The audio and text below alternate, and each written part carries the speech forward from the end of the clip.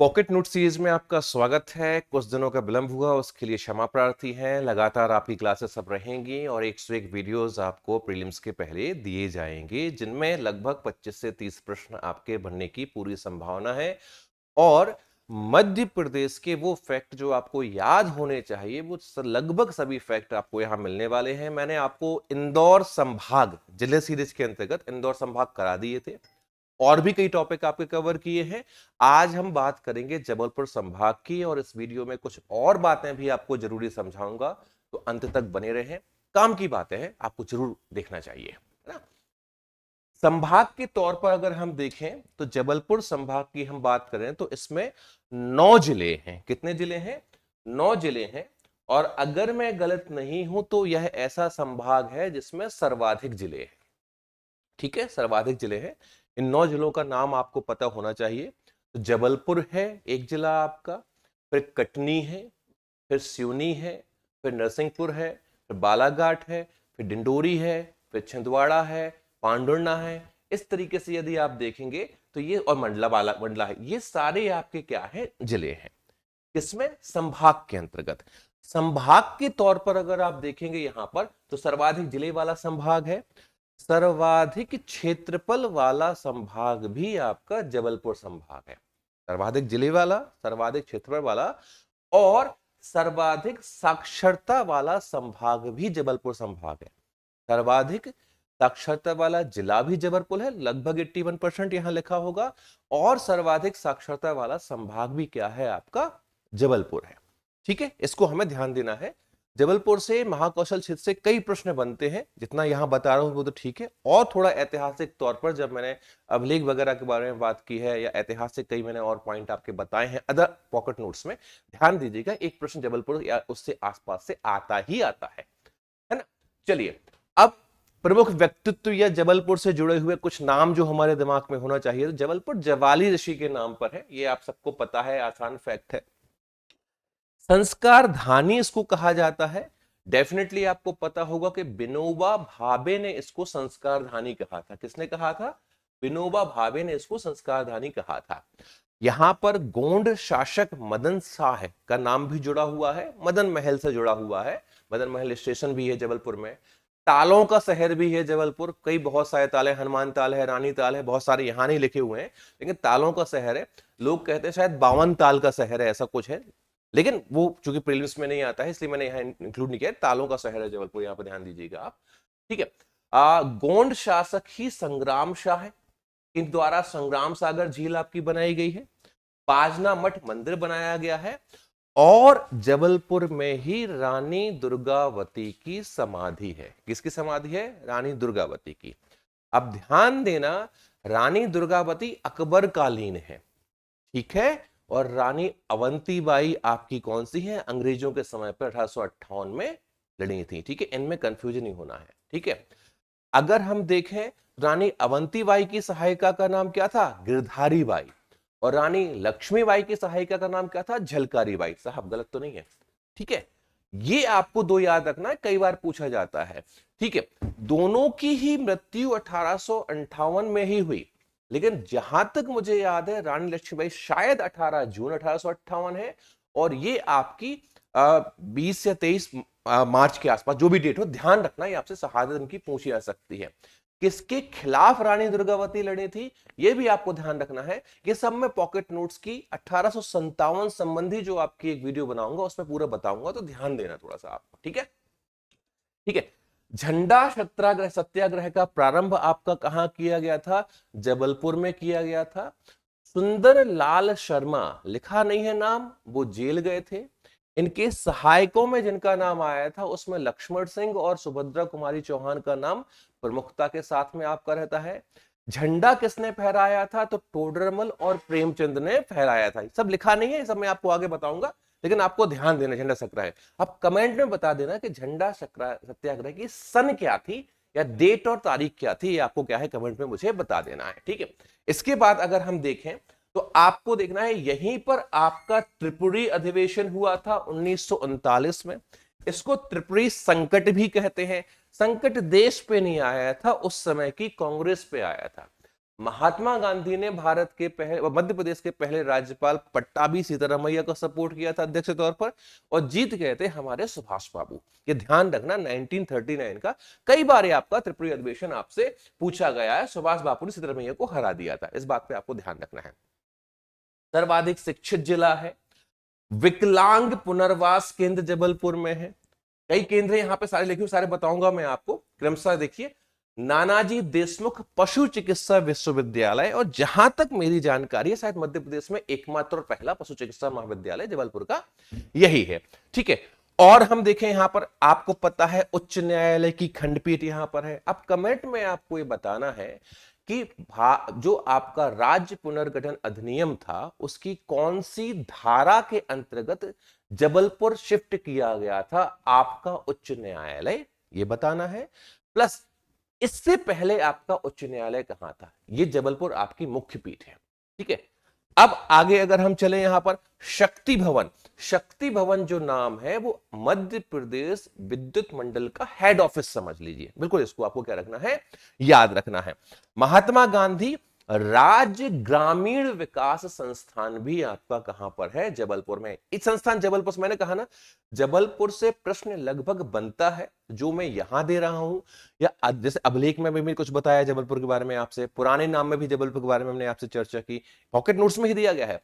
आगे जाके मैं 1857 की क्रांति के बारे में भी चर्चा करूंगा भाई आपसे, है ना। तो ये आपको क्या रखना है ध्यान, दो पिता पुत्र को भी जबलपुर के आसपास, जिनका अभी पूरा पूरा क्या है मूर्ति लगाई गई, उनका नाम बताइए, जिनको क्या है तोप से उड़ा दिया गया था, उनके बारे में 1857 में चर्चा करेंगे।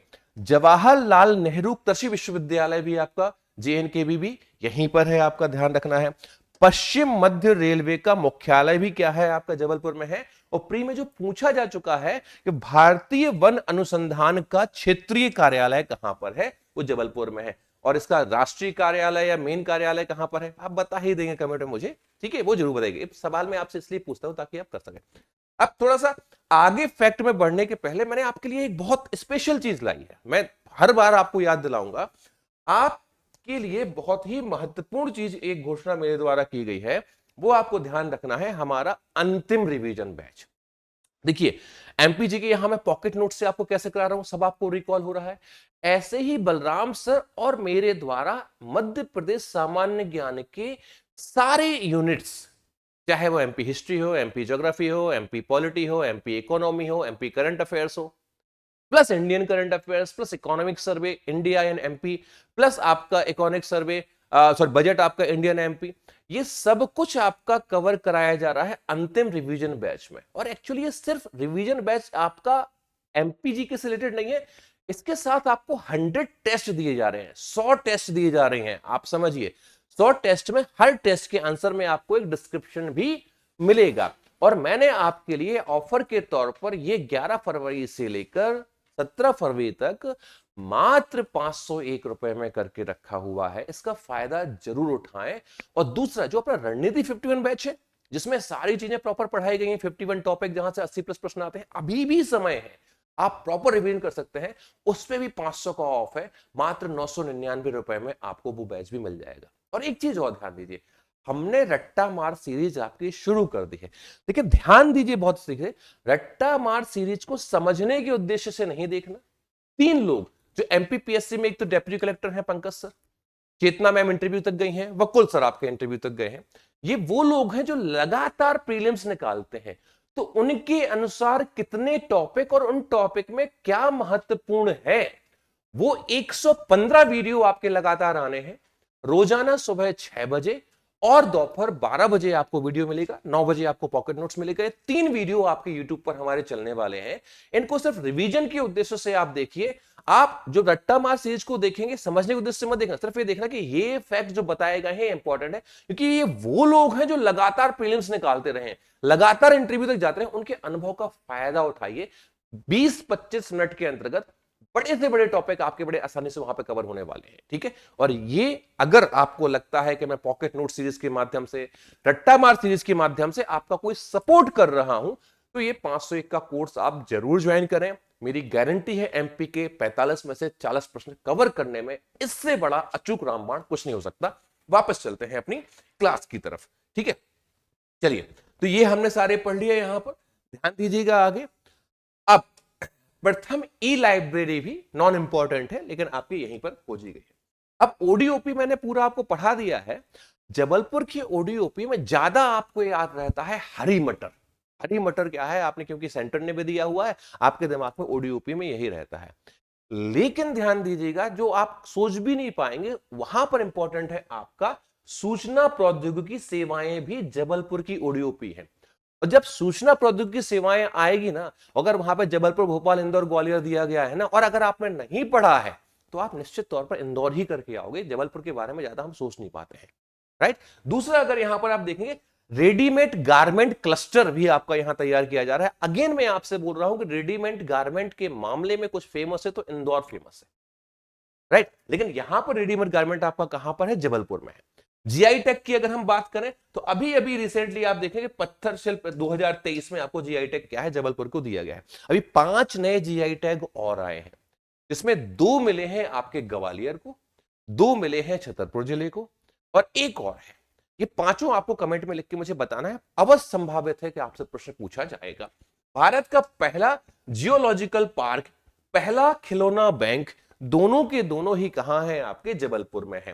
ठीक है, जबलपुर के अन्य नाम संस्कारधानी हमें पता है, रक्षा शहर इसको कहा जाता है, क्योंकि अभी मैं कुछ आपको बताऊंगा कि यहाँ पर गन कैरियर्स फैक्ट्री है, हैवी व्हीकल फैक्ट्री है, ये सब आपको यहाँ पे लिखा हुआ है, देख लीजिएगा आप यहाँ पर।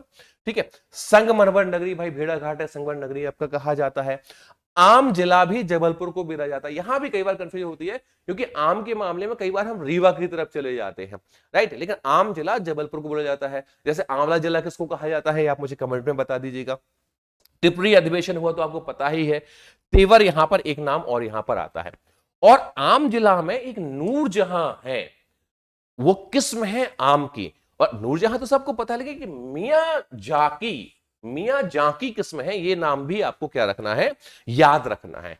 ठीक है, मजा आ रहा है। देखिए, अभी ये क्लासेस आपकी लगातार हैं, और आप अगर प्रॉपर तरीके से देखते चलेंगे और साथ में एमपीजीके वाला कोर्स कर लेंगे ना, आपको हम लोगों की आवाज सुनाई देगी एग्जाम में, आपके प्रश्न ऐसे बनेंगे। और कोई भी व्यक्ति हो जो एमपीजीके में 45 में से 40 प्रश्न सही नहीं करेगा, बहुत मुश्किल है कि वो प्रीलिम्स निकाल पाए। और अगर एमपीजीके में 45 में से 40 प्रश्न आपके कवर कर लिए, तो ये गारंटी है कि वो आगे इतने नंबर उठा लेगा कि उसका प्रीलिम्स निकल जाए। सिर्फ एमपीजीके ही आपको डिसाइड करेगी कि निकलना है निकलना। इसीलिए मैंने पॉकेट नोट सीरीज में प्रॉपर एमपीजी पे रखा है, और एमपीजीके का रिवीजन ही हम 501 में करवा रहे हैं। तो ध्यान दीजिए, बात मानिएगा इस चीज की, ठीक है। रक्षा उद्योग में gun carriers factory, vehicle factory Jabalpur, ordnance factory Khamaria में है। फिर जबलपुर में ही रत्न परिष्कृत केंद्र है, कंफ्यूज मत होना, पार्क नहीं है ये। ज्वेल्स एंड ज्वेलरी पार्क नहीं है, ये क्या है, रत्न परिष्कृत केंद्र है। रेडीमेड गारमेंट क्लस्टर जो मैंने आपको ऊपर बताया। कुछ पर्यटन है, बहुत ज्यादा याद मत रखना, जैसे भेड़ाघाट हमको पता है, बरगी बांध हमको पता है, राइट, बरगी परियोजना भी। बंदर कूंदनी भेड़ाघाट के पास ही है। 64 योगिनी आपको ध्यान रखना है। और 64 योगिनी की बात करें तो मध्य प्रदेश में, अगर मैं गलत नहीं हूं तो 3 जगह 64 योगिनी मंदिर है, जिसमें से एक जबलपुर है। अभी 64 योगिनी का पूरा आपका, आप अगर जनसंपर्क विभाग मध्य प्रदेश को फॉलो करते हैं तो मैं एक पोस्ट आया हुआ था। एक मैं बता दे रहा हूं आपको, खजुराहो में भी है 64 योगिनी मंदिर, गोल होते हैं, इस तरीके से मंदिर बना होता है पूरा। एक कहां पर है आपको मुझे कमेंट में करके बताना है, ठीक है। कचनार का शिव मंदिर कई बार पूछा जा चुका है। बैलेंसिंग रॉक, ये शायद मदन महल के आसपास एक पत्थर है, ऐसे रखा होगा, भूकंप मिलता है, बैलेंसिंग रॉक है, आपको ध्यान देना है, ठीक है। रानी अवंतीबाई परियोजना, बरगी बांध मैंने आपको ऊपर बता ही दिया है। बरगी बांध पर है, नर्मदा नदी के ऊपर 100 मेगावाट इसकी क्या है, आपकी क्षमता है। प्रस्तावित देश का पहला हिंदी मेडिकल कॉलेज आपका कहां पर प्रस्तावित है, ये आपका प्रस्तावित है जबलपुर में। तो इस तरीके से जबलपुर संबंधी सारे प्रश्न आपके खत्म होते हैं।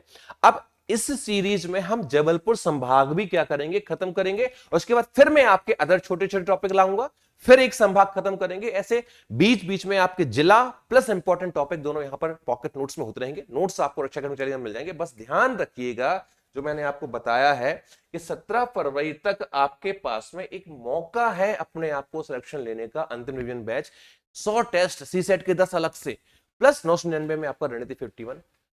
अगर आपको लगता है हमारा कंटेंट अच्छा है, अगर आप सिलेक्शन लेना चाहते हैं, और अगर आप उन लोगों से, जो लोग कहीं ना कहीं एमपी जीके को अच्छे से कवर कर चुके हैं, अदर एग्जाम्स की तैयारी करते वक्त, चाहे वो एफएसओ वाले हो चाहे अन्य हो, उनको कॉम्प्लीट करना चाहते हैं, तो यही बैच आपको पीवाईक्यू बेस्ड है, बहुत हेल्प करने वाला है। अपना ध्यान रखें। जय हिंद, जय भारत। कल अन्य जिले के साथ आपसे मिलेंगे। नमस्कार।